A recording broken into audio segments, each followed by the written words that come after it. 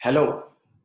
पहले हम देखेंगे कि डिवीजन ऑफ इंटीजर्स, जो कि इस चैप्टर का लास्ट टॉपिक है, कैसे किए जाते हैं, और उसके बाद हम देखेंगे प्रॉपर्टीज ऑफ इंटीजर्स। तो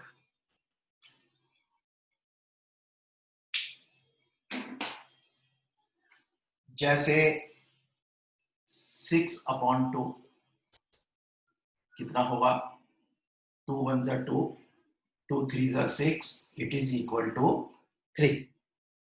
अब अगर ये करना होता -6/2 तो क्या होता ये आंसर? फिर वैसे ही कट के ये हो जाता -3। और अगर ये होता 6/-2 तो भी क्या करना चाहिए? सबसे पहले तो इस माइनस को ऊपर ले आना चाहिए। और अब ये सवाल पहले सवाल जैसा हो गया, तो ये कैंसिल होके 2 से ये भी कट जाता, 2 से ये भी कट जाता, और आंसर आ जाता इसका भी -3। और अगर ये होता -6/-2, अब माइनस से माइनस कैंसिल हो जाएगा और आंसर आ जाएगा इसका 3। तो तुमने क्या देखा?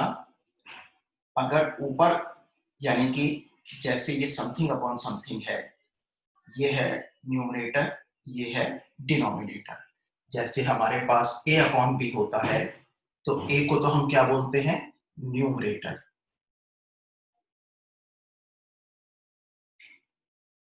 और b को क्या बोलते हैं? डिनोमिनेटर।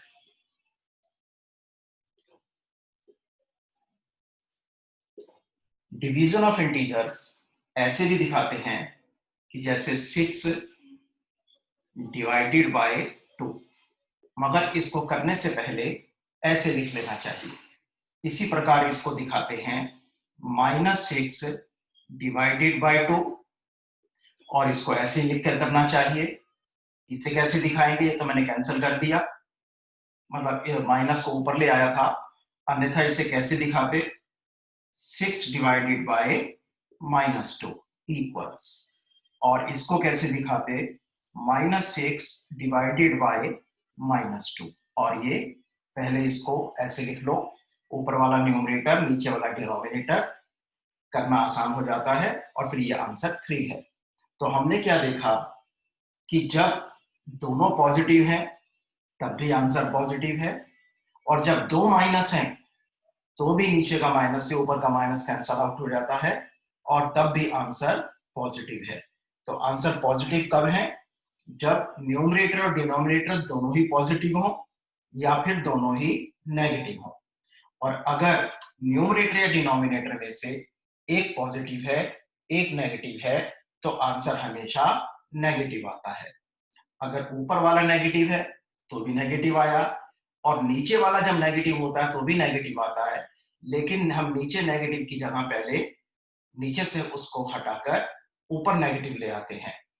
तो इस प्रकार से जब दोनों पॉजिटिव हैं तो भी आंसर पॉजिटिव, दोनों नेगेटिव हैं तो भी आंसर पॉजिटिव, और जब दोनों में से कोई भी एक, चाहे न्यूमरेटर या डिनोमिनेटर, नेगेटिव, तो आंसर नेगेटिव। एक एग्जांपल और लेते हैं इस तरह का।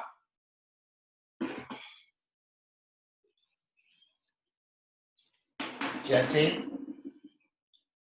20/5 कितना आंसर हो गया?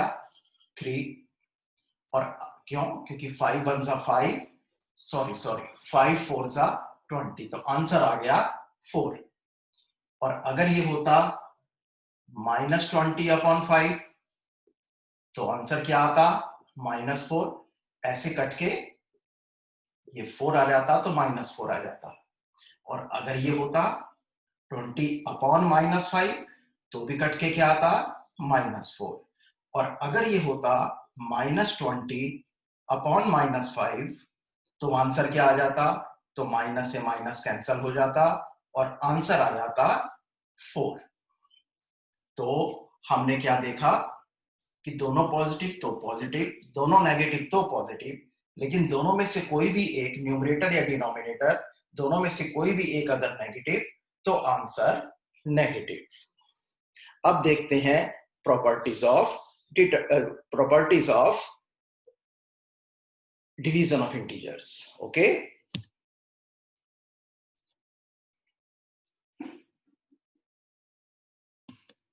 सबसे पहले देखते हैं हम क्लोजर प्रॉपर्टी। देखो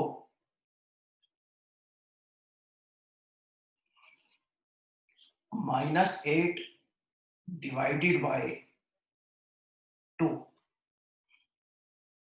क्या हो गया, दिस इज -8 अपॉन 2 और 2 से दोनों को कैंसिल किया तो आ गया -4 जो कि एक इंटीजर है। यानी जब दो इंटीजर्स को डिवाइड किया तो जो रिजल्ट आया वो भी एक इंटीजर ही है। लेकिन अगर मैं -8 डिवाइडेड बाय 3 करूं यानी -8 अपॉन 3, अब किसी भी टेबल से दोनों कैंसिल नहीं होते, किसी भी एक टेबल से दोनों कैंसिल नहीं होते, अब ये कैंसिल नहीं कर सकते और ये जो आया है रिजल्ट ये एक इंटीजर नहीं है। यानी दो इंटीजर्स डिवाइड हो रहे हैं लेकिन जो रिजल्ट आ रहा है वो रिजल्ट एक इंटीजर नहीं है। इट मींस कि जरूरी नहीं है कि जब दो इंटीजर्स डिवाइड किए जाएं तो रिजल्ट इंटीजर ही आए, आ भी सकता है नहीं भी आ सकता। इसका मतलब closure property does not hold for integers. Therefore we will write closure property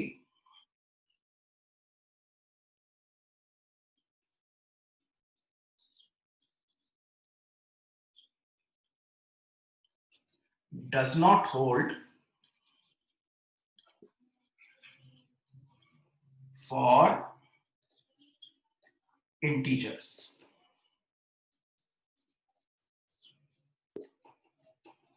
Now let us see commutative property. देखते हैं कि वो डिवीजन के लिए होल्ड करती है कि नहीं करती, मल्टीप्लिकेशन के लिए तो करती थी। Let a equals 15, okay -15 and b equals 15 भी ले सकते थे, मुझे बेटर लगा -15 ले लें। a equals -15, b equals 3। तो therefore a divided by b यानी कि -15 डिवाइडेड बाय 3 यानी -15 अपॉन 3 और ये किसके इक्वल आएगा, कट के 3 1 जा 3 5 जा तो -5। अब निकालते हैं b डिवाइडेड बाय a यानी कि 3 डिवाइडेड बाय -15। डिवीजन और माइनस दोनों इकट्ठे आते दिखाई दे रहे हैं, ऐसे में सेकंड साइन के साथ माइनस ले ले ब्रैकेट ले लेना चाहिए। अब ये आ गया 3 अपॉन -15 और ये क्या आ गया 3 1 जा 3 5 जा यानी 1 अपॉन -1 अपॉन 5, क्योंकि हम माइनस को ऊपर ले सकते हैं। माइनस अगर एक हो तो हमेशा उसको ऊपर ही दिखाना चाहिए।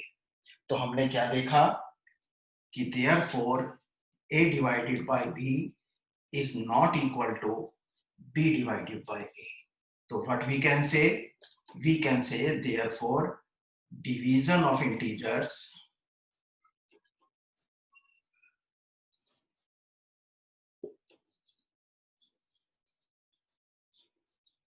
is not commutative.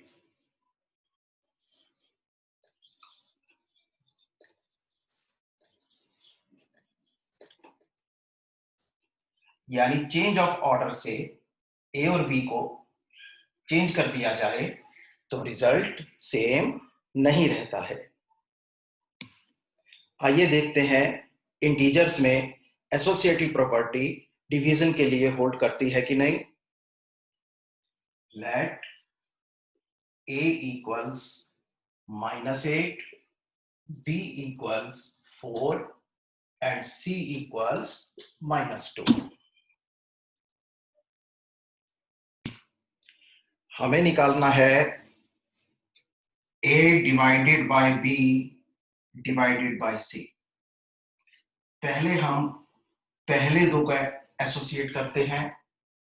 ये बन गया -8 divided by 4 and divided by -2।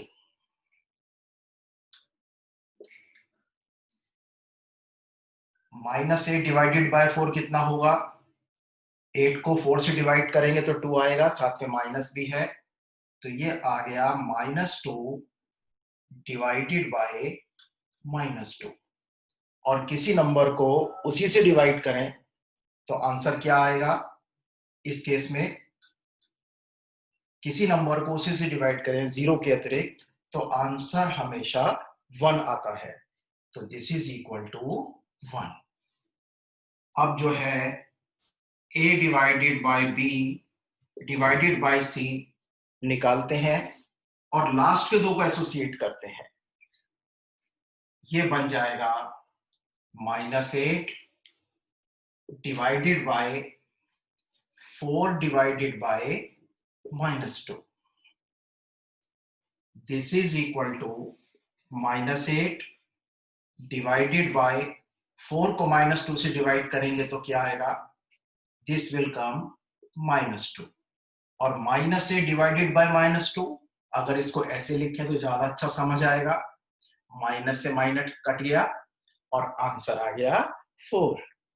तो therefore a divided by b divided by c is not equal to a divided by b divided by c. Therefore,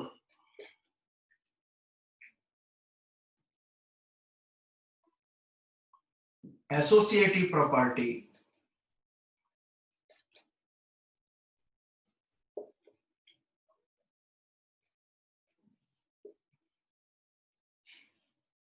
does not hold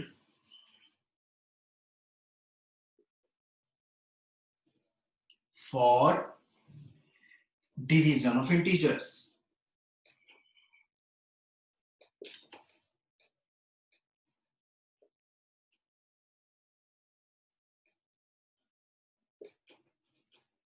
तो तुमने देखा कि ना तो क्लोजर प्रॉपर्टी, ना ही कम्यूटेटिव प्रॉपर्टी और ना ही एसोसिएटिव प्रॉपर्टी डिविजन्स के लिए होल्ड करती है। आइए देखते हैं डिवीजन बाय जीरो। किसी भी इंटीजर को अगर हम जीरो से डिवाइड करते हैं तो क्या आता है? Not defined. यानी ऐसा कोई रिजल्ट होता ही नहीं है। Division by zero is not defined. हाँ, अगर जीरो को किसी नंबर से डिवाइड करते हैं तो आंसर जीरो ही आता है। जीरो को किसी भी नंबर से डिवाइड करेंगे तो आंसर जीरो ही आएगा। Even for you, you can understand कि 0/0 is also not defined, right? तो हमने क्या देखा कि जीरो जब सेकंड प्लेस पे आया, डिनोमिनेटर में आया, तो ऐसा कोई रिजल्ट, ऐसा कोई नंबर होता ही नहीं है, ना इंटीजर ना नॉन इंटीजर। तो जीरो से डिवीजन नॉट डिफाइंड है। लेकिन अगर ऊपर जीरो है और नीचे नॉन जीरो है तो आंसर हमेशा जीरो आएगा। Please note that.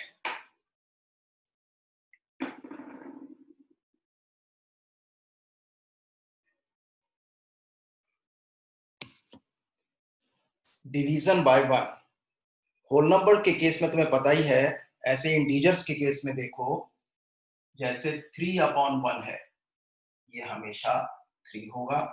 -5/1 है, ये हमेशा -5 होगा। 7/1 है, ये हमेशा 7 होगा। 100/1 है, ये हमेशा 100 होगा। 201/1 है, ये हमेशा 201 ही होगा। कहने का मतलब ये है कि 1 से डिवाइड होने पर कोई फर्क नहीं पड़ता है, यानी अगर किसी भी इंटीजर को 1 से डिवाइड करो तो आंसर वही इंटीजर आता है।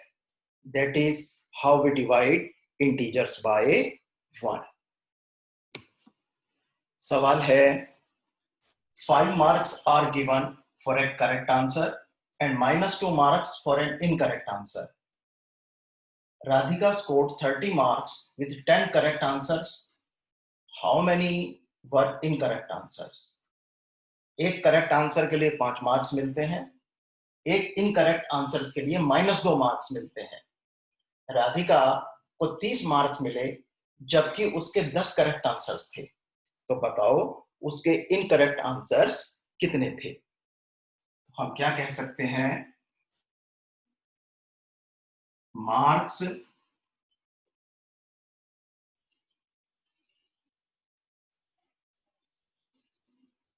Of correct answers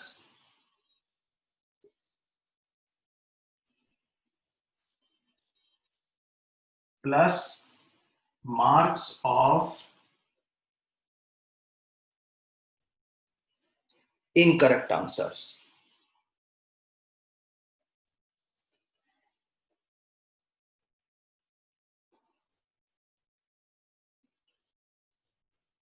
Equals total marks.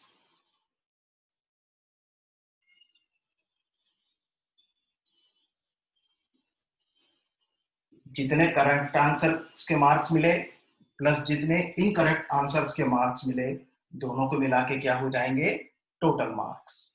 अब देखो करेक्ट आंसर्स में कितने मार्क्स मिले उसको, एक करेक्ट आंसर्स के मार्क हैं 5 और उसके 10 करेक्ट आंसर्स थे, तो कितने मिल गए उसको, 5 × 10।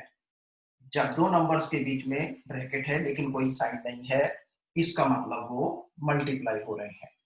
तो these are the marks for all correct answers plus marks of incorrect answers, incorrect answers, और दोनों मार्क्स मिलके कितने हैं उसके, 30। Marks of correct answers plus marks of incorrect answers मिलके हैं 30।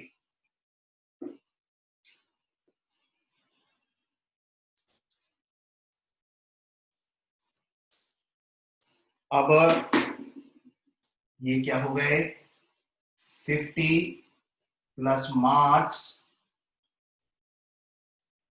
of incorrect answers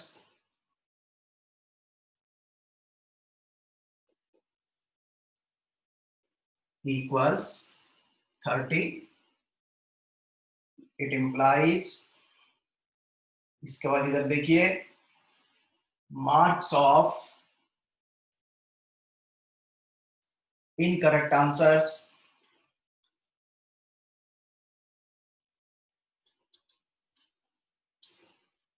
कितने हो गए, ये 30 है और ये प्लस के 50 है, इक्वल के उधर जाके माइनस के 50 हो गए,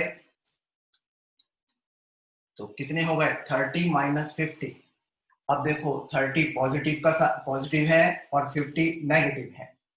सबसे पहले डिसाइड करना होता है कि साइन कौन सा आएगा, सबसे पहले साइन ही आना होता है। साइन किसका आता है, बड़े नंबर का। 30 और 50 में बड़ा कौन, 50। 50 का साइन क्या, माइनस का। अब क्या है, डिफरेंट साइंस है, इसका पॉजिटिव इसका नेगेटिव, तो सब्ट्रैक्ट कर दो। तो 50 - 30 20। तो marks of incorrect answers equals -20। Therefore number of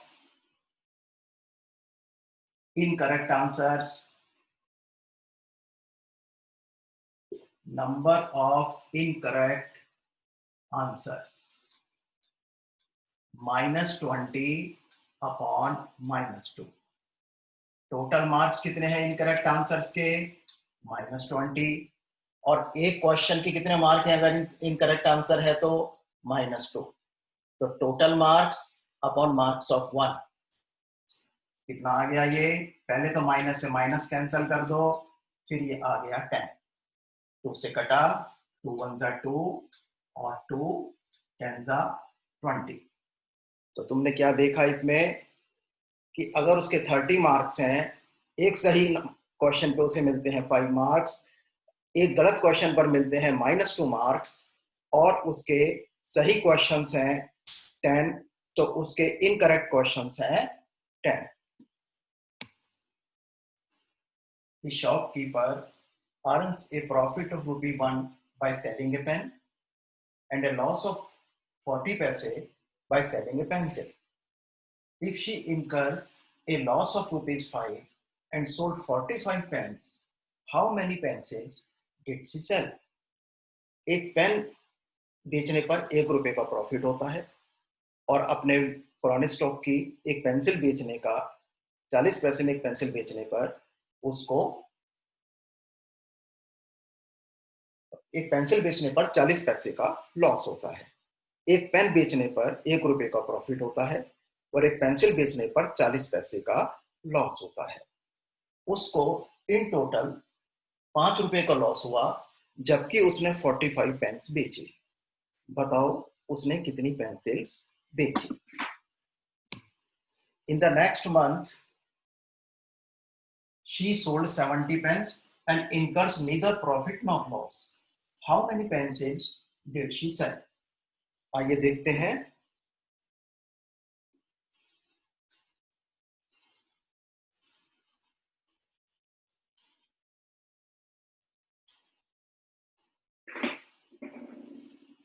देखो, हम कहेंगे profit on pens plus profit on pencils equals total profit.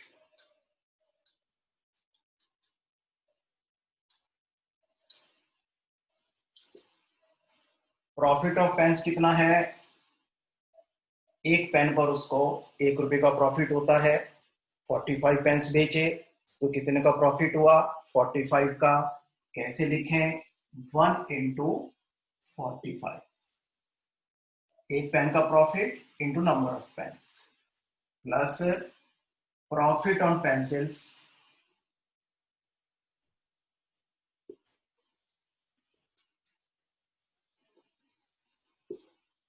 Equals total profit. देखो, अगर उसको ₹5 का लॉस हुआ तो हम इसको ऐसे कह सकते हैं कि उसको -5 का प्रॉफिट हुआ। अगर उसको ₹5 का लॉस हुआ, इट मीन्स -5 का प्रॉफिट हुआ। तो टोटल प्रॉफिट कितना हुआ उसको? -5। राइट। अब हम इसे कह सकते हैं 45 plus profit on pencils equals -5. It implies profit on pencils equals -5 minus 45. 45 उधर जाके -45 हो गया, कितना आ गया? -50। यानी उसको पेंसिल्स पर कितना प्रॉफिट हुआ? ₹-50, यानी कि एक तरह से 50 का लॉस हुआ। लेकिन यहां पर हम क्या लेकर चल रहे हैं कि उसको टोटल पेंसिल्स पर -50 का प्रॉफिट हुआ। अब हमें पेन्स का प्रॉफिट तो दिया हुआ था रुपीस में, लेकिन पेंसिल्स का लॉस दिया हुआ है किसमें? पैसे में। तो पैसों को पैसों से ही डिवाइड करना होता है। तो पहले इन -50 रुपीस के पैसे बना लेंगे। कितने पैसे हो जाएंगे? एक रुपए में कितने पैसे होते हैं? 100 पैसे। तो -50 रुपए में कितने पैसे होंगे? -50 इंटू 100, यानी कि ये हो गए -50 इंटू 100, यानी -5000 पैसे, राइट। अब प्रॉफिट ऑन पेंसिल्स कितना है? -5000 पैसे। Therefore number of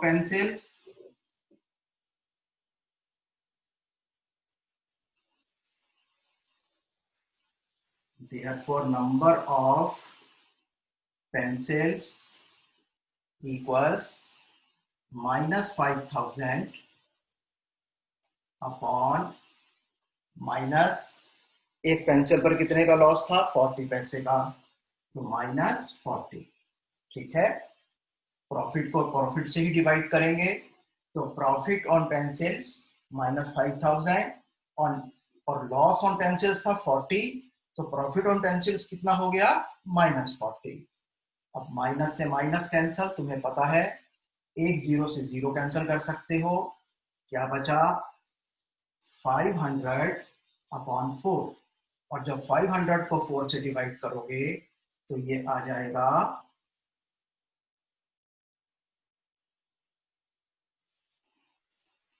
125। तो नंबर ऑफ पेंसिल्स कितना है? 125। अगली बार क्या हुआ? अगले मंथ उसको ना प्रॉफिट हुआ ना लॉस हुआ, और जबकि उसने 70 पेन बेचे और एक पेन पर 1 रुपया कमाया। तो फिर हम इसको ऐसे ही चलेंगे कि प्रॉफिट ऑन पेन्स कितना है?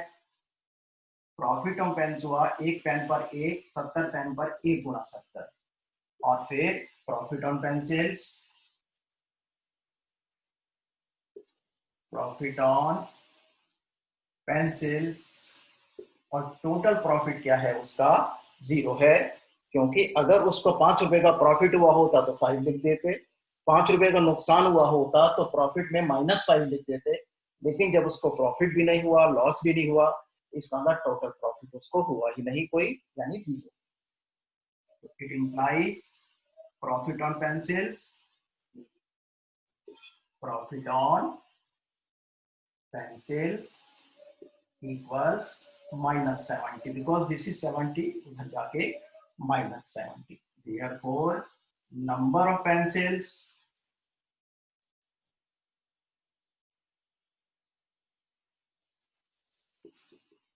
-70 अपॉन -70 रुपीस को पहले क्या करेंगे? इसको बदल लेंगे, ये -70 रुपीस, इसको बदल लिया पहले, कितने पैसे हो गए? -7 और 100 के 2 जीरो, यानी -7000। अब कितने पैसे हैं? तो -7000 अपॉन, एक पेंसिल पर प्रॉफिट कितना है? -40 का, एक पेंसिल पर प्रॉफिट -40 का, और टोटल प्रॉफिट हुआ -7000 का। इससे ये कट गया, 0 से 0 कट गया, ये आ गया 175। इसका मतलब उसने कितनी पेंसिल्स बेची? उसने 70 पेन्स बेचे और उसने 175 पेंसिल्स बेची, जिससे क्या हुआ कि जबकि उसको पेन पर 1 रुपए का फायदा हो रहा था, एक पेंसिल पर 40 पैसे का नुकसान हो रहा था, तो 70 पेन बेचे और 175 पेंसिल्स बेची, तो उसको ना तो फायदा हुआ ना नुकसान हुआ। एक्सरसाइज 1.4 का क्वेश्चन नंबर 3 के थोड़े से पार्ट्स देखो, बाकी पार्ट्स खुद से ट्राई करना। 369 डिवाइडेड बाय व्हाट? 369 को किससे डिवाइड करें? 369 को किससे डिवाइड करें कि 369 में आए? हमें पता है किसी भी इंटीजर को अगर 1 से डिवाइड करते हैं तो आंसर वही इंटीजर आता है, तो आंसर भी 369 चाहिए। इसका मतलब 369 को किससे डिवाइड करें? 1 से डिवाइड करें तो आंसर 369 में आएगा। और अगर किसी इंटीजर को उसी से डिवाइड कर दें, 0 को छोड़कर किसी भी इंटीजर को उससे डिवाइड कर दें, तो आंसर आता है 5 1 जा 5। तो अगर आंसर 1 है, इट मींस इसको इसी से डिवाइड करेंगे, तो किससे डिवाइड कर दें? -206 से। अब -87 है और आंसर पॉजिटिव आ रहा है, तो अगर मैं 1 से डिवाइड करता हूं, -87 को अगर 1 से डिवाइड करता हूं तो क्या आएगा? -87। जबकि मुझे क्या चाहिए? प्लस का आंसर। प्लस का आंसर कब आता है? जब या तो न्यूमरेटर डिनोमिनेटर दोनों पॉजिटिव हो या दोनों ही नेगेटिव हो। तो यहाँ पर क्या होना चाहिए? -1, क्योंकि तब माइनस से माइनस कट जाएगा और आंसर 87 आ जाएगा। तो -87 को किससे डिवाइड करें कि आंसर 87 आए? -1 से। इधर देखिए 20 को किससे डिवाइड करें कि -2 आए? एक तो आंसर माइनस में आ रहा है और ये फैक्टर पॉजिटिव है, इट मींस ये फैक्टर कैसा होना चाहिए? नेगेटिव। और आंसर कितना चाहिए? अब माइनस का तो हिसाब हो गया, अब आंसर चाहिए 2। तो 20 को किससे डिवाइड करें कि 2 आए? 10 से डिवाइड करें। 20 डिवाइडेड बाय -10 विल बी -2। अब जरा इधर देखें कि आंसर आए -3, ये पॉजिटिव है तो इसको नेगेटिव होना पड़ेगा। और किससे क्या लिखें यहाँ पर? अगर यहाँ 12 लिखें तो -12 डिवाइडेड बाय 4 विल बी -3। तो these are the fill in the blanks. बाकी के फिल इन द ब्लैंक्स खुद से ट्राई करिए। इस प्रकार हमने इंटीजर्स में डिवीजन देखा, उनकी कुछ प्रॉपर्टीज देखी और उन पर कुछ टिपिकल सवाल ट्राई किए। अब आप एक्सरसाइज 1.4 कर सकते हो। जो भी कोई प्रॉब्लम आए, अगर आशा है नहीं आएगी, अगर कोई प्रॉब्लम आती है तो मेरे से कमेंट्स में या किसी और तरीके से भी पूछ सकते हो। Good bye.